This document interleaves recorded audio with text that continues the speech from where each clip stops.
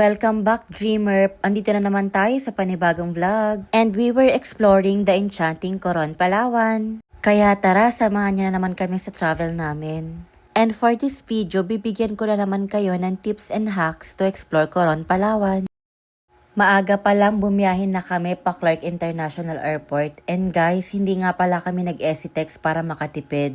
Ang flight pala namin is 9:40 AM papuntang Busuanga. At pagdating namin sa Clark Airport ay nagprint na rin kami agad ng boarding pass namin. Kasama ko nga pala ngayon mag-travel ay si Daddy, yung baby boy ko at yung mother and father-in-law ko. After namin mag-print ng boarding pass, diretso na rin kami sa loob para makapag-breakfast na. At dito pala ulit kami magbe-breakfast sa Uncle John's. Tingnan nyo naman yung anak ko, ang aga-aga ice cream agad yung hinanap niya. Ang in-order pala namin ay 1-piece fried chicken with rice, cup noodles, ham and cheese kariman and biscuit ng anak ko. After namin kumain, nagpicture lang pala kami. Ayan, struggle ako magpicture sa anak ko. Kala niya kasi nakikipaglaro lang ako sa kanya eh. After 30 minutes, nakasakay na pala kami sa aircraft. Yung aircraft pala papunta ng Busuanga, maliit lang. Ang capacity niya lang is 100 pax. Madalas hindi pa puno. Yan yung baby ko, sightseeing lang siya. Ang plane travel pala is 1 hour. Eto nga pala guys yung view namin dito. O diba makakailang dasal ka talaga. Pero itong baby ko chill na chill lang Sabi ng baby ko, thank you mommy and daddy daw. Sabay kiss. This time pala guys, hindi namin katabi si daddy kasi hindi kami pinayagan na on lap lang si baby kasi 3 years old na daw. After 1 hour, andito na pala kami sa airport ng Coron. Eto nga pala yung airport nila guys, napakaliit lang. Nagbayad lang pala kami ng environmental fee nila 100 pesos. Tapos sinundo na rin kami ng driver namin papunta ng hotel. Ang van transfer nga pala guys is 250 per head, joiner yon. At mismong tapat ng hotel nila kayo ibababa. Kapag gusto nyo naman ng private, 2,000 whole van na yon. Alam nyo ba guys, napansin ko lang pag taga Palawan very accommodating sila sa client nila. On the way na pala kami guys, papunta ng hotel namin. Ang time travel pala papunta ng Coron Town proper ay 30 minutes. After 30 minutes, andito na kami sa hotel namin. Dito nga pala nag-book yung asawa ko sa Sky Garden Hotel. Dumating nga pala kami ng 12:30 noon at ang check-in time namin ay 2 PM pa. Kaya kumain muna kami sa resto nila. We booked 3 days and 2 nights dito sa hotel and may free breakfast buffet din siya. And almost complete din naman siya guys, bawal lang magluto sa loob. After kumain, nag-check-in na rin pala kami. Ito nga pala yung inside ng room. 2 double bed and may free coffee and water din sila. At meron din palang veranda, kung saan pwede kang mag-isip-isip kung magkano gagastusin mo dito. Naligo at nagpalit lang pala ako ng outfit ko dyan guys kasi pupunta kami sa Cabo Beach para maligo. O diba wala sa itinerary namin yung tulog. Ayan, tamang harutan lang sila. Sa mga oras na to, tapos na pala ako at inaantay ko na lang yung anak ko na lumabas. Ayan, tamang outfit check lang ako. Nag-rent nga pala din kami guys ng motor, 7 hours 400 pesos. At ang nirentahan naming motor is Honda Beat. Ayan, on the way na kami sa Cabo Beach. Sana worth it itong pupuntahan namin.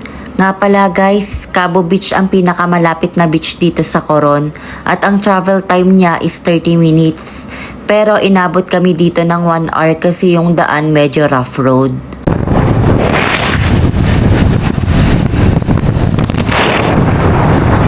Makalipas ang 1 oras, andito na kami. Naligo lang yung anak ko at nagpicture lang ako tapos umalis na din kami kasi may pupuntahan kaming coffee shop mamaya. Ang entrance pala dito sa Cabo Beach ay 50 pesos per head. Okay naman yung place, maganda. Yung dagat medyo hindi maganda para sa akin. Though madami pa ring foreigner na pumupunta. Siguro kasi ito yung pinakamalapit na beach na pwedeng liguan. At eto nga, mas nag-enjoy kami sa pagmumotor.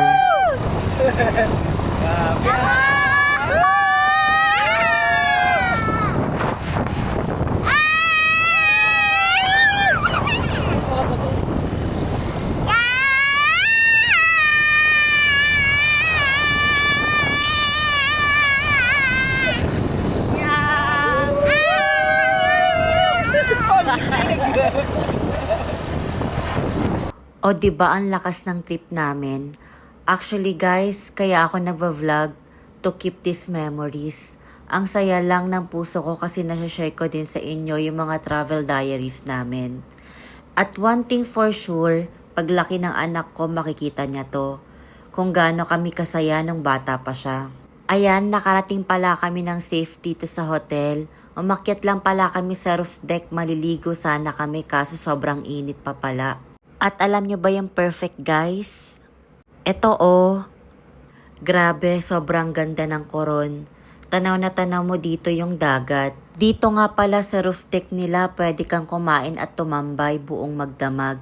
Yung pool hour nila is 8 AM to 10 PM lang. On the way na pala kami dito sa coffee shop na pupuntahan namin. Kasama nga pala namin yung father and mother-in-law ko. Dalawang motor pala guys yung nirentahan namin. 10 minutes from our hotel pala yung coffee shop.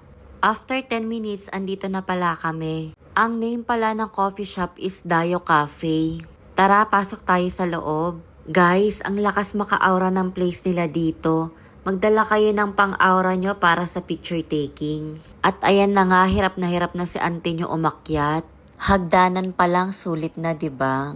After 3 minutes ng pag-akyat guys, andito na pala kami. Ang perfect na ambience ng cafe guys. At tignan nyo naman yung view dito. O diba, tanaw na tanaw yung dagat. Tapos alam nyo ba yung exciting part? Yung sunset guys. Grabe, perfect manood ng sunset dito, tama ba? At eto na nga ang aking hinihintay, yung sunset. At eto nga pala yung view sa baba. O diba, hagdanan pa lang, panalo na. Nag-order pala kami ng matcha, chocolate drink, avocado shake at fries. Ang rate ko pala sa matcha ay 7 out of 10, sa chocolate drinks ay 8 out of 10, sa fries naman ay 9 out of 10. Pricey lang yung fries pero masarap. The rest okay naman, lalo na yung place. After ko kumain, naglibot lang ako. Tapos nakita ko yung mirror nila, 'di ba? It's giving.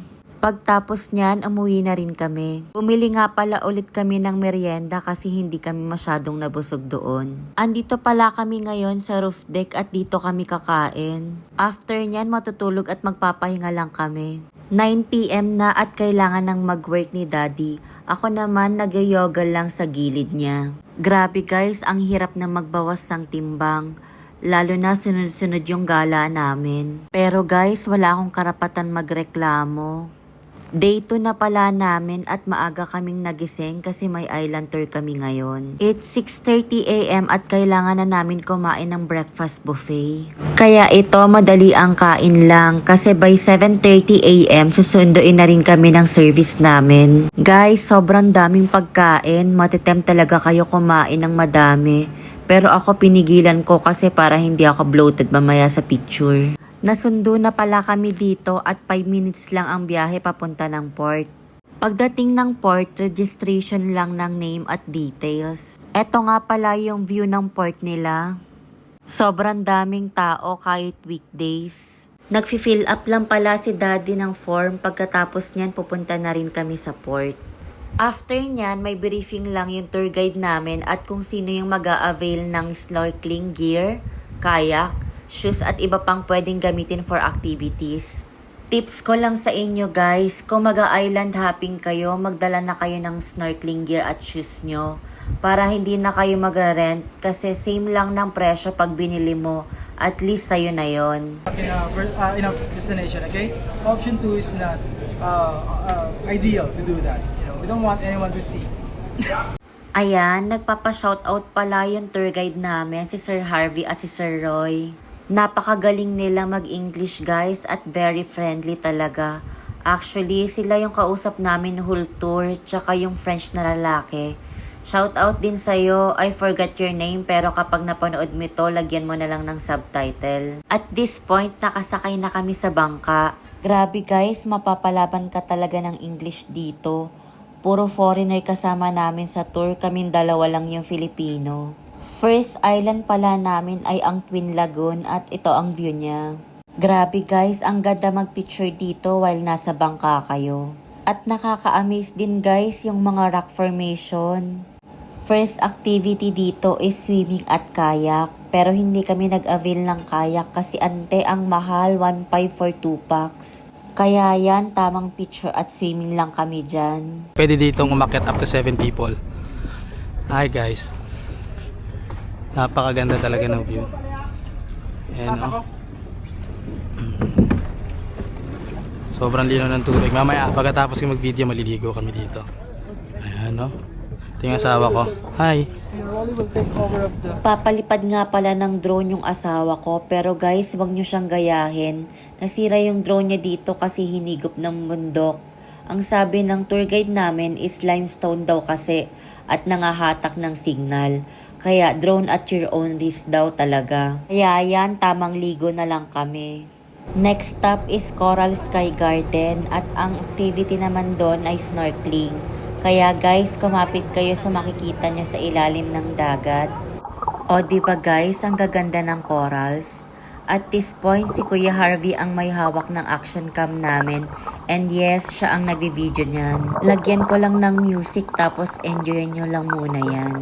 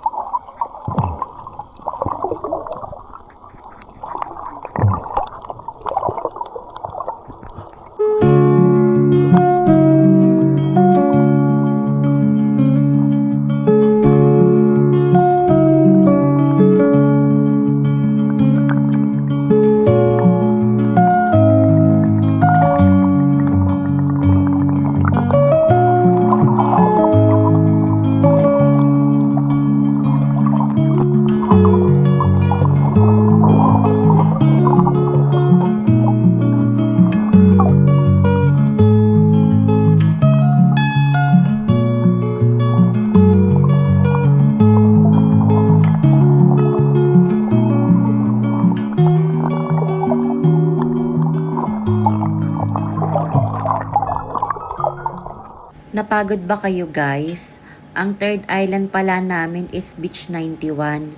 Dito, perfect lang maligo at magpicture. Medyo mataas lang siya papunta ng shore pero okay lang kasi naka-life vest naman kami. After 3 minutes, nakarating din kami dito. Nagpicture lang kami tapos nag-swimming ulit.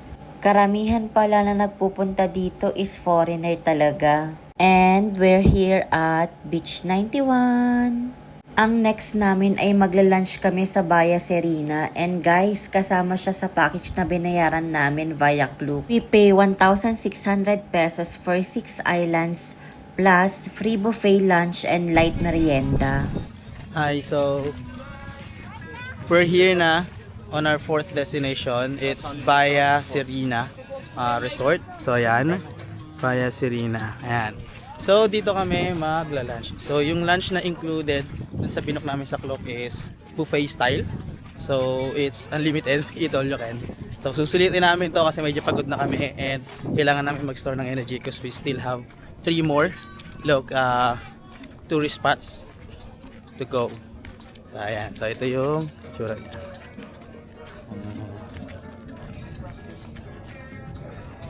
Ito siya. Okay, so kain muna kami. Tingnan namin kung anong meron dito. Grabe guys, nakakatempt kumain, ang daming pagkain at sobrang sarap ng food nila dito. And una sa lahat, thank you palagi kay Lord sa paggabay at pagbigay ng ganito kagandang view. And thank you din sa work-life balance. Kasabay nga pala namin kumain yung friend namin na lalaki na French. This time, tapos na kaming kumain at magpahinga. Diretso na ulit tayo sa activity. 5th island na pinuntahan namin is Barracuda Lake. Eto nga pala yung view and may konting hiking din pala siya papunta ng lake. Ang activity pala dito ay konting hiking at swimming lang. Dito din pala yung may diving papunta sa hot spring. Sabi ng tour guide namin, pag na-reach mo na daw yung 20 feet sa baba, doon mo na daw mararamdaman yung hot spring. Pero kami nag-swimming lang, baka kasi di namin kayanin eh. And this is our view.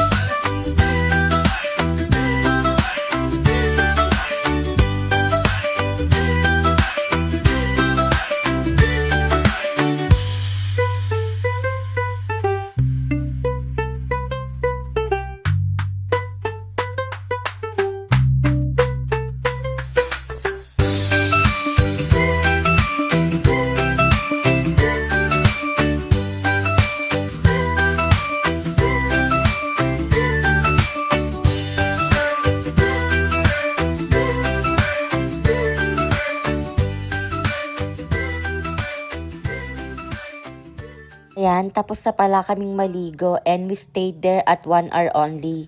And babalik na tayo sa bangka. Yung step pala mula doon sa bangka is 120 steps lang. Kasama pala namin yung tour guide namin, si Kuya Roy. After namin makababa, bumili pala kami ng buko juice worth 50 pesos. At ang free merienda pala namin is kamote Q and water. Bili din pala kami ng chocolate pampa-energy sa Kayangan Lake. Kasi 272 steps daw yon, sabi ng tour guide namin. Ayan, tamang kain lang kami dyan while lumaandar yung bangka papunta ng Kayangan Lake. After 15 minutes, andito na tayo sa Kayangan Lake. Start na rin pala ng hiking, guys. Medyo masikip pala daan dito, guys, kaya may times na give and take din. Nakakapagod sa part na to, guys, pero pwede kayong mag-stop para magpahinga. Tapos laban ulit, parang sa buhay lang yan. Pagtapos ng 10 minutes of hiking, makikita na yung viewing deck. At eto siya, oh.